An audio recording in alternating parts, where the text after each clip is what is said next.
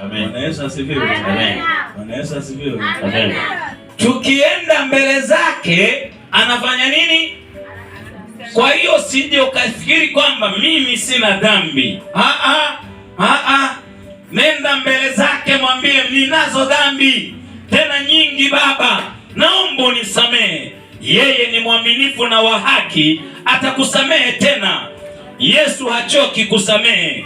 Yeye ni wa kutusamehe kwa sababu sisi ni watoto wake. Bwana Yesu asifiwe. Amen. Naongea na watu kweli? Amen. Bwana Yesu asifiwe. Amen. Sema mimi nina dhambi. Lakini nikimwendea Bwana, yeye ni mwaminifu na wa haki, atanisamehe. Leo kwa vile ninavyokumbuka Pasaka, naomba Bwana Yesu unisamehe makosa yangu na dhambi zangu zote ambazo nimefanya kwa kujua au bila kujua. Nisamehe Bwana, nioshe kwa damu yako iliyomwagika pale msalabani. Naomba Baba nioshe kwa sababu wewe ndiye Pasaka wetu, ulikufa kwa ajili yetu, na kwa sababu hiyo leo tunaweza kushuhudia ya kwamba wewe ni Baba yetu, unatusamehe, unatusafisha kwa jina la Yesu. Asante Yesu kwa kunisamehe na kunifanya kuwa mweupe kwa jina la Yesu. Kwa hiyo swala la Pasaka sio limeanza juzi. Ameanza Mungu zamani, watu wakiwa wawili walipokosea pale bustani ya Edeni, akamchinja mnyama. Alipomchinja mnyama akawavalisha ili wasiende uchi, wasiwe na aibu. Unajua, ngoja nikwambie kitu ambacho Yesu kilimtokea. Kitu ambacho kilimtokea Yesu katika wakati wa kifo chake, palitokea mambo mabaya. Cha kwanza, walimvua nguo akawa yuko uchi. Walipotenda dhambi Adam na Eva, mnakumbuka kiliwatokea kitu gani? Walipotenda dhambi Adam na Eva wakawa uchi. Hawakuwa na kitu kilichowafunika, hawakuwa na heshima. Heshima iliwaondoka. Mungu akaona hapana, nirejeshe heshima. Akamchinja mwana kondoo akawavalisha. Kwa sababu gani? Moja ya kitu ambacho kila mtu anapenda duniani ni kuheshimiwa. Heshima ni kitu cha muhimu kwa kila mtu. Ndio maana hata Mungu anapenda kuheshimiwa. Usipomheshimu Mungu anakuharibu. Shetani naye anapenda kuheshimiwa. Kila mtu anapenda kuheshimiwa. Hata mtu mbaya ambaye kichwa chake kimepinda pia anataka heshima yake. Ndio maana unaona leo hata kama ni albino bado wanakiti kule bungeni. Kwa nini? Wanataka waheshimiwe. Watu wasioona wanakiti kule bungeni. Kwa nini? Wanataka waheshimiwe. Kimsingi usiponiheshimu mimi nitakuweka mbali. Hata wewe nisipokuheshimu utaniweka mbali. Hivi unaonaje Matia, sikuheshimu? Utakuwa na mimi? Hautakuwa na mimi. Kwa nini? Kila mtu anapenda kuheshimiwa. Bwana Yesu asifiwe. Bwana Yesu asifiwe. Angalia hata kule bungeni wanajiita bunge tukufu. Wana utukufu gani wa bunge? Lakini ndio hivyo wanaitwa bunge tukufu. Wanapenda kuheshimiwa. Ambapo kimsingi ukweli unapozungumza utukufu, aliye na utukufu huwa ni Mungu peke yake. Ila wanadamu walishaanza kujiwekea bunge tukufu, mheshimiwa mtukufu. Wanapenda watu utukufu. Lakini nikwambie, tulipofanya dhambi, Mungu akaja na mbadala wa kutupa heshima. Sasa Sasa wakamvua nguo Yesu, akabaki uchi. Walipokosea wakabaki uchi. Kwa nini Yesu anavuliwa nguo?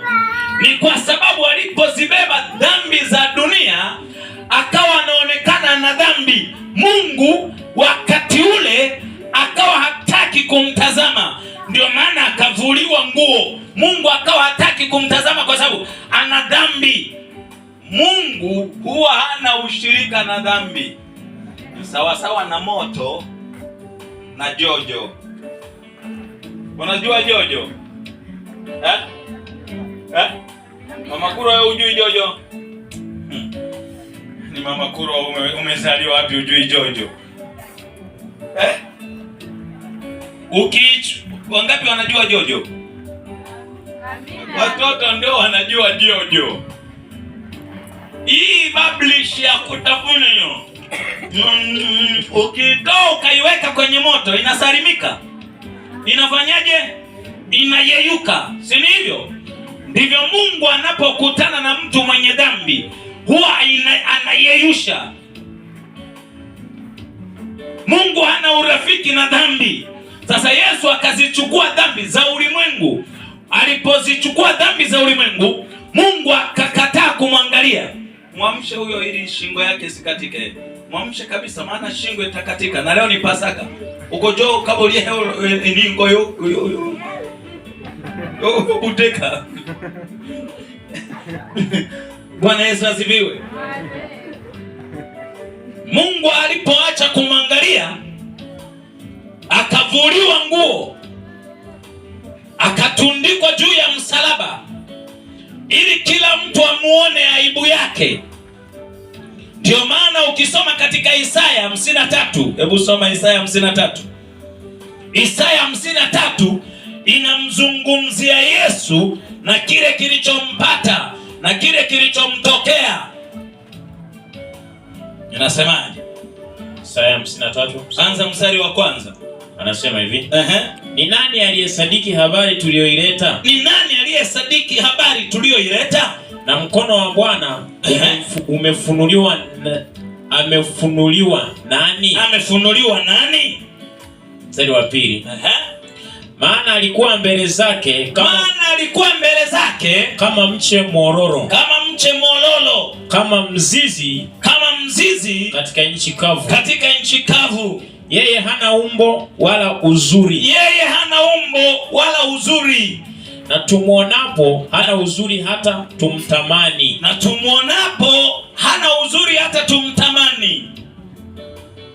Mstari wa 3. Alidharauliwa na kukataliwa na watu. Mtu wa huzuni nyingi. Yesu alikuwa na huzuni nyingi. Ajuaye sikitiko. Anajua namna ya kusikitika. Na kama mtu ambaye watu humficha nyuso zao. Kwa nini? Ni kwa sababu hata sasa hivi hapa, hebu niangalie sasa. Naanza kufua niwe uchi. Kwa nini?